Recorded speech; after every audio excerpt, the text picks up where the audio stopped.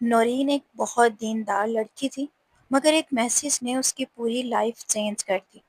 وہ لڑکی جو کبھی کسی نامحرم سے بات تک نہیں کرتی تھی، وہ اب ایک نامحرم سے دن رات باتیں کرتی تھی۔ یونیورسٹی میں تعلیم حاصل کر رہی تھی، ماں باپ کی لاڈلی تھی، لیکن جیسے جیسے وہ بڑی ہوتی گئی، آہستہ آہستہ اس کے دل میں دنیا کی چمک دمک اور سوشل میڈیا کی چکا چوند جگہ بنانے لگی۔ پہلے پہل بس بات چیت تھی، پھر چیٹنگ، ویڈیو کالز اور آخر کار دلی وابستگیاں۔ نور کا ایک لڑکی سے رابطہ ہو گیا، اور یہ لڑکا اس کا اپنا کزن، اس کے ماموں کا بیٹا تھا۔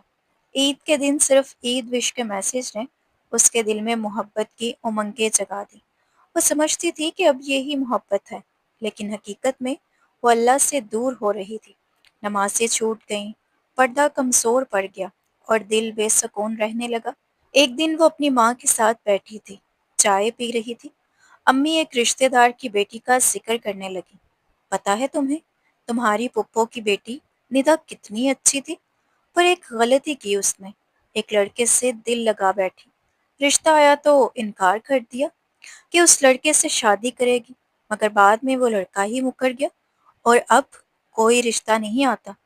وہی ماں باپ جو اس پر ناز کرتے تھے، اب ہر وقت خاموش رہتے ہیں۔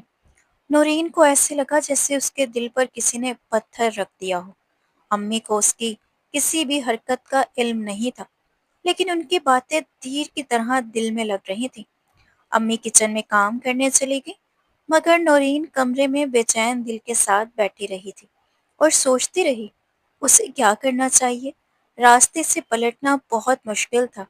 اسے میسیجز کرنے، باتیں کرنے کی روہیل سے عادت ہو چکی تھی، اور وہ اس عادت کو کیسے ختم کرے، اسے سمجھ نہیں آ رہا تھا۔ اس رات کو بھی نورین بہت بے چین رہی۔ دل میں ایک جنگ چھڑ گئی تھی۔ وہ لڑکا جس سے وہ باتیں کرتی تھی، جس کے بغیر وہ دن مکمل نہ سمجھتی تھی، اب اسے اجنبی سا لگنے لگا۔ اس نے موبائل اٹھایا، چیٹ کھولی، اور صرف ایک میسج لکھا: میں اب اللہ کی طرف واپس لوٹنا چاہتی ہوں، میری دعاؤں میں یاد رکھنا، لیکن ہم اب بات نہیں کریں گے۔ اگر تمہیں مجھ سے واقعی محبت ہے تو اپنا محرم بنا کر مجھے حاصل کر لو۔ نورین نے قرآن کھولا، پہلی بار دل سے ترجمے کے ساتھ پڑھا۔ آنکھوں سے آنسو بہنے لگے۔ نماز میں سجدے میں گئی اور اللہ سے سچے دل سے توبہ کی۔ یا اللہ، میں بہت دور نکل گئی تھی، لیکن اب پلٹ آئی ہوں، مجھے معاف کر دے، میری حفاظت فرما۔ وقت گزرتا گیا، نورین نے اپنے حجاب کو اپنایا، عبادات میں دل لگایا اور سکون کو پایا۔ اب وہ اکثر لڑکیوں کو یہی مشورہ دیتی: جس چیز میں اللہ نہ ہو وہ محبت نہیں، آزمائش ہوتی ہے۔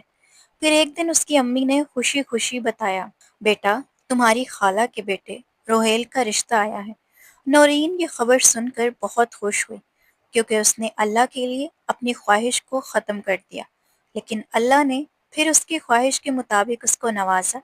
نورین کے لبوں پر مسکراہٹ تھی، لیکن آنکھوں میں آج سے: یا اللہ، تیرا شکر ہے، تو نے گناہوں سے نکال کر عزت کی راہ دکھائی۔